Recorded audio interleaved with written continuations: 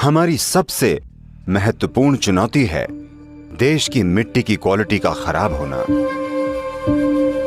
दुर्भाग्य से ये दुनिया के कई हिस्सों में एक सच्चाई है, पर खासकर भारत में ये एक बहुत बड़ी चुनौती है।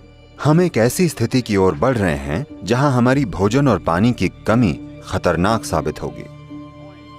कुछ मॉनसून खराब रहे तो हमें इस देश में संघर्ष और गंभीर परेशानी का सामना करना होगा।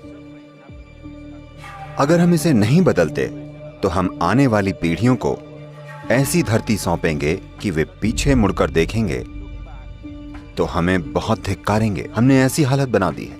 ये बेहद जरूरी है कि हम लोगों के लिए समृद्ध मिट्टी, साफ पानी और स्वच्छ हवा छोड़ें, क्योंकि अच्छा जीवन धन से नहीं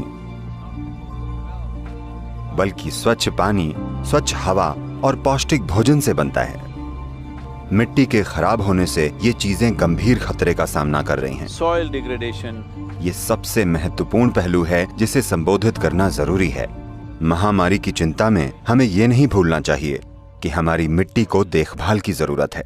मैंने बहुत से विशेषज्ञों से इसके बारे में बात की है और हर जगह इस समस्या और इसके समाधान की पर्याप्त जागरूकता है।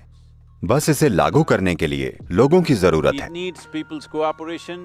धरती पर अधिकांश राष्ट्र लोकतांत्रिक हैं, इसलिए ये जरूरी है कि बड़ी संख्या में लोग इसे समझें और मिट्टी की बेहतरी के लिए लंबे समय की प्रक्रियाएं लागू करने में सरकारों की मदद करें, जिससे पानी की कमी और दूसरी समस्याओं का भी समाधान होगा।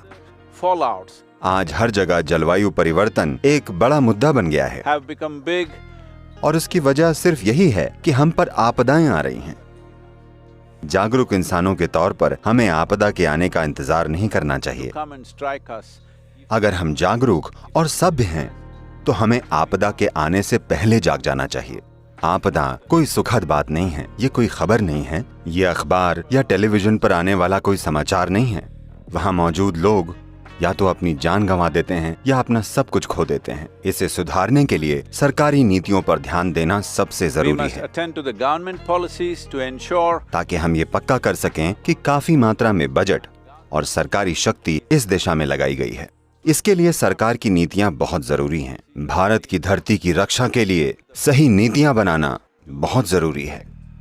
भारत की मिट्टी बहुत जरूरी है। प्रशासन, उद्योग और लोगों की ओर से एक सख्त कार्यवाही अभी बहुत अधिक जरूरी है। very needed right now. ये अब कल की समस्या नहीं है, ये आज की समस्या है। हमें इस पर ध्यान देना होगा। ये समस्याएं पिछले 50 सालों से बढ़ती ही जा रही हैं।